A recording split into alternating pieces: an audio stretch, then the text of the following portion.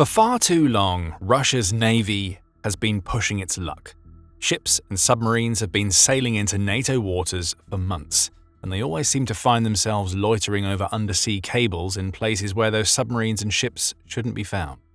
Russia has spent a good while being pretty happy about the chaos and uncertainty it's been causing, but all of that is about to change. And it's thanks to two NATO members that have teamed up to show Russia that its ships and subs aren't welcome. The UK and Norway have just announced the new partnership that will see them team up to hunt for Russia's vessels.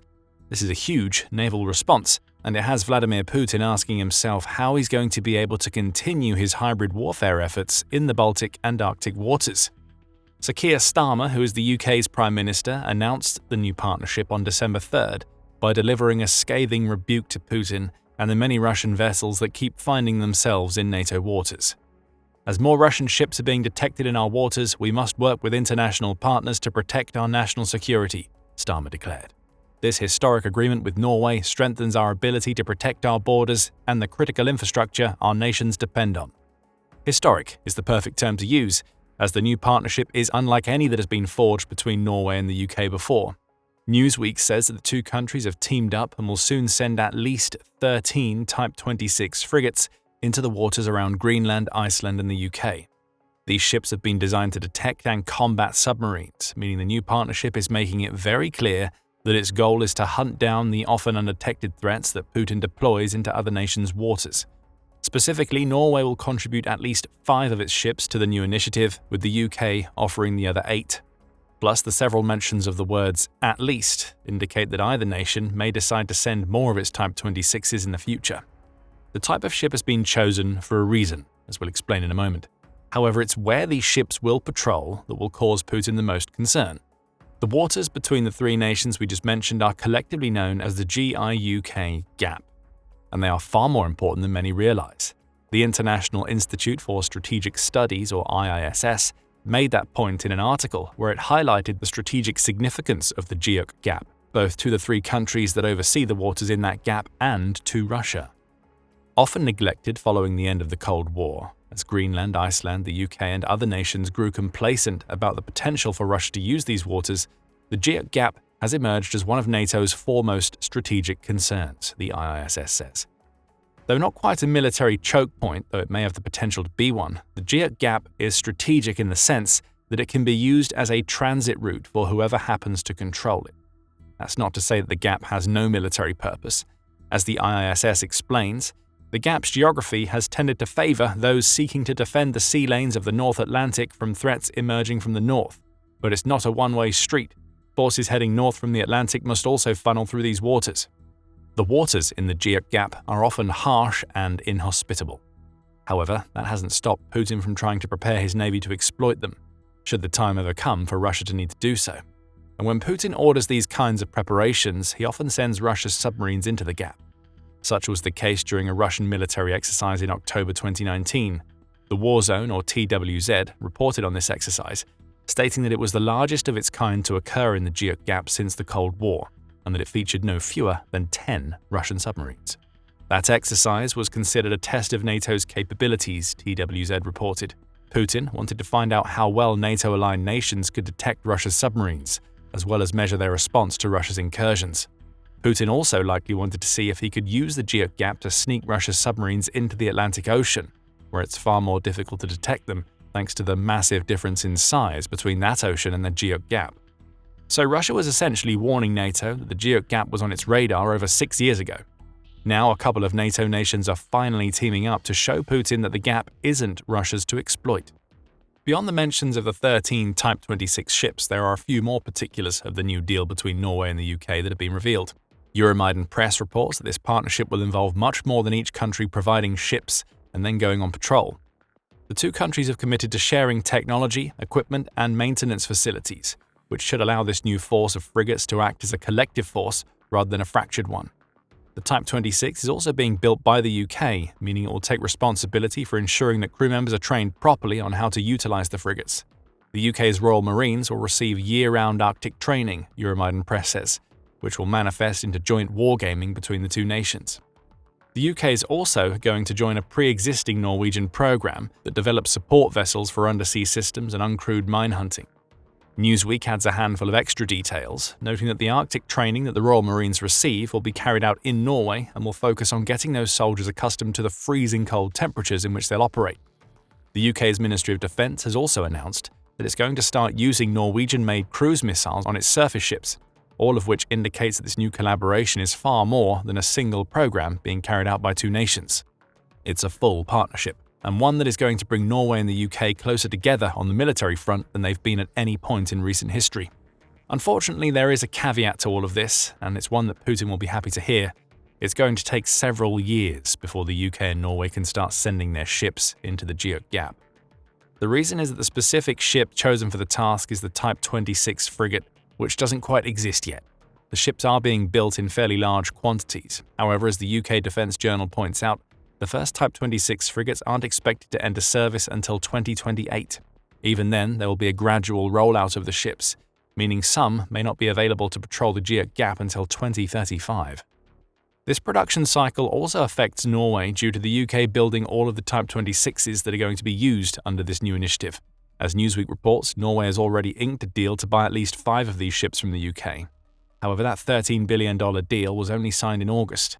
It's uncertain whether the UK was already preparing to build a surplus of ships, which would mean that Norway will receive its Type 26 frigates at around the same time as the UK. If that surplus doesn't exist, the UK either has to ramp up production to fulfill the Norwegian order promptly, or Norway may have to wait up to a decade before it starts receiving the frigates that will join the UK's ships in the GIUK Gap. So this is a long-term plan between the UK and Norway. But the delay between the announcement of the plan and its execution may offer Putin valuable time that he can use to come up with a way to exploit or control the GIUK Gap before the new ships enter the waters.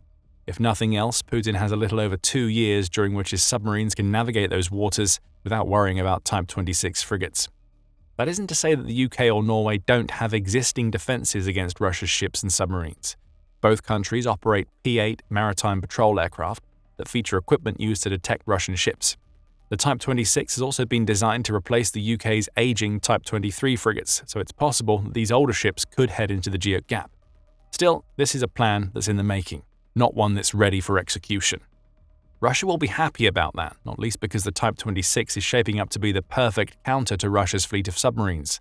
The Royal Navy explains that the new ship, which will also be known as the City class in the UK, is a ship designed for the 21st century and that it will serve multiple roles. Warfighting, international engagement, and crucially, maritime security are 3 of those roles. The frigate's basic statistics may not seem especially impressive at first glance. The Type 26 is capable of displacing around 6,900 tons of water, and it travels at a maximum speed of 26 knots. An impressive range of 7,000 nautical miles reveals one of the reasons why it's been chosen for the joint initiative between Norway and the UK, especially when taken in the context of the GIUK Gap. The entire gap is divided into 2 sections, a 200-mile stretch of ocean between Iceland and Greenland, and a 500-mile stretch between Scotland and Iceland. A ship that can stay at sea for 7,000 nautical miles of sailing is one that can patrol these stretches of water for days or even weeks at a time before needing to refuel. However, it's the ship's cutting-edge surveillance equipment that will make it such a useful asset against Russia's vessel. The Royal Navy says that the Type 26 features the Artisan 3D surveillance radar, which is made by BAE Systems and offers world-leading surveillance capabilities. That radar can track up to 800 objects at once, all while being protected by electronic systems that prevent sophisticated jammers from hindering its operations. Those 800 objects can be detected at distances of up to 200,000 meters, or over 656,000 feet, and they're capable of slicing through radio interference signals equivalent up to 10,000 cell phones. This surveillance system is far from theoretical. It's already tried and tested, having completed a battery of tests in 2017 that lasted for 3 years. The UK had already deployed the Artisan 3D on 11 of its frigates and the HMS Queen Elizabeth, which is an aircraft carrier. The UK knows that this technology works as advertised, and perhaps more importantly, Russia knows how difficult it will be to sneak its vessels through the GIUK Gap when there are 13 frigates all equipped with this high-tech radar searching for those vessels.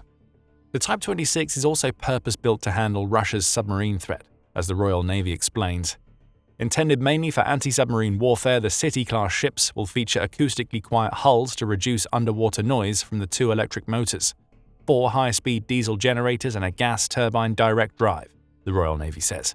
And adding to the ship's radar is a towed sonar array designed for effective anti-submarine warfare and includes active and passive detection plus torpedo warning.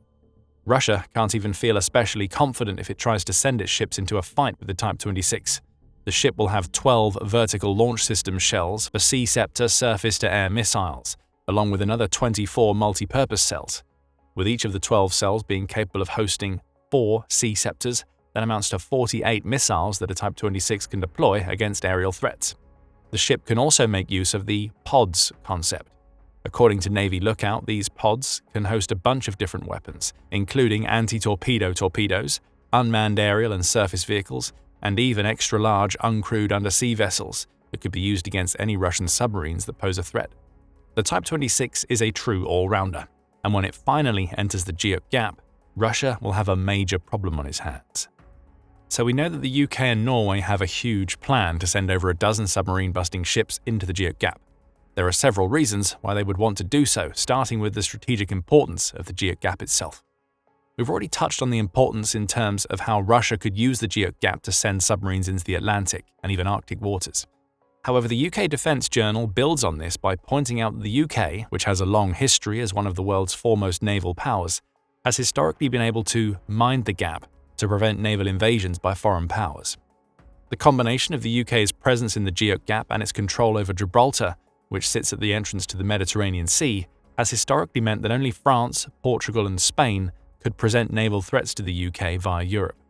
All three are UK allies in the 21st century, with the only real enemy the UK has on the continent being Russia. It seems that minding the gap has become strategically important again. In addition to detecting submarines, the UK may intend to use its Type 26s as a sort of early warning system that could signal for other ships to arrive should the Russian Navy try to use that gap to launch an attack on the UK. Though the GIUK Gap lost some of its importance, at least in the UK's naval mindset, after the Cold War, it's come rocketing back as a major region due to Putin. Russia's increased submarine capabilities and hybrid warfare tactics turn the GIUK Gap and ASW, or anti-submarine warfare, back to the center stage of the naval strategic considerations in the European theater, the UK Defence Journal said.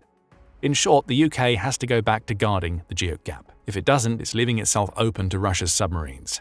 The fact that Norway is joining the UK to collectively guard the gap only goes to show that Russia is seen as a major threat by many of Europe's Western powers. Britain's World also points out that Russia has a large number of submarines divided across its northern, Baltic, Pacific and Black Sea fleets, with those submarines serving as the foundation for the country's naval power. Russia is also introducing more sophisticated submarines, such as the nuclear-powered guided missile submarines, the Yasen-M. Many of Russia's subs can also launch nuclear weapons, making them a very clear threat if NATO loses track of them. The deployment of Type 26s, then, is an attempt by the UK and Norway to neutralize what may be the most important asset the Russian Navy has. At least that asset can be neutralized in the GIUK Gap, which in turn could make it much harder for Russia to deploy submarines into the Atlantic Ocean. Speaking of threats, both the UK and Norway have felt the threat posed by Russia's Navy and Putin's increasing reliance on hybrid warfare over the last couple of years. Newsweek says that the UK has detected a 30% increase in Russian vessels posing threats within waters the UK controls over the last 2 years. Norway faces similar threats, with the added issue of sharing a 120-mile land border with Russia, which makes it even more imperative for Norway that it's able to deploy a capable deterrent against Russia's submarines. The Times adds that there had been at least 42 occasions when Russian ships were spotted in the UK's waters between 2022 and the end of January 2025, and there have been many more since. So it's clear that the UK has a vested interest in showing Putin that he can't get away with whatever he wants on the naval front. A strong response is needed, and the Type 26s that the UK will send into the GIUK Gap, along with Norway's frigates, are just that type of response. Finally, there is the issue of undersea cables to consider. A slew of incidents in late 2024 when multiple pipelines and cables were damaged in the Baltic Sea have been linked to Russia's shadow fleet of sanctions-dodging vessels, Newsweek says in its report. These cables and pipelines serve several purposes, including transporting gas between countries and enabling internet and telephone communications. There is a vast network of these cables and pipes throughout NATO's waters, and Russia has been targeting them for several years. Spotting Russia's ships as they loiter suspiciously around these undersea assets is hard enough as it is, locating submarines is even harder, and they could present more of a danger as a result. As Politico reports, Russia hasn't done anything with these cables that could be considered an act of war yet. There have been instances of sabotage, along with the slashing of these cables. However, none of these incidents have managed to cause disruptions in power supplies or Wi-Fi signals. But that may only be because Russia has spent the last couple of years scoping out these vital cables and pipelines, with the odd isolated incident of attacking them. What if those attacks are coordinated? What if Russia's ships and submarines initiate a war between Russia and NATO by cutting the power and communications in a host of NATO-aligned countries? These are all possibilities, as Politico explains. A tumultuous scenario is not hard to envision, the outlet says. Ireland could lose a tenth of its electricity via 3 cable cuts. Norway feeds the European Union a third of the bloc's gas through underwater pipelines. Going after either target could wreak chaos, energy shortages, runaway prices, forced choices over who loses power. If Russia is allowed to continue locating and sabotaging these cables and pipelines now, Putin may grow more confident that it will be able to carry out a more coordinated assault at some point in the future. The GIUK Gap contains cables and pipelines. There have even been suggestions that the gap should be filled with sensors to prevent a scenario in which Russia could cut those cables and pipelines to severely harm the likes of the UK and Norway. So Norway and the UK's deal isn't just about containing Russia's direct naval threat. It's also about preventing Russia from being able to harm NATO-aligned nations through non-traditional means. After all, a NATO that can't communicate is a NATO that becomes an easier target for Russia. Norway and the UK now lead the charge in terms of minimizing Russia's undersea threat. Earlier we touched on the sheer scale of Russia's many incursions into UK waters since Putin launched his invasion of Ukraine. Toward the end of November, one of these incursions showed NATO that Russia is now working on new technologies that could present a serious threat in the future. A Russian spy ship targeted a Royal Air Force plane with lasers, as you'll find out if you watch our video. And if you enjoyed this video, be sure to subscribe to The Military Show for more coverage of how NATO is dealing with Russia's growing hybrid warfare threat. And thank you, as always, for watching.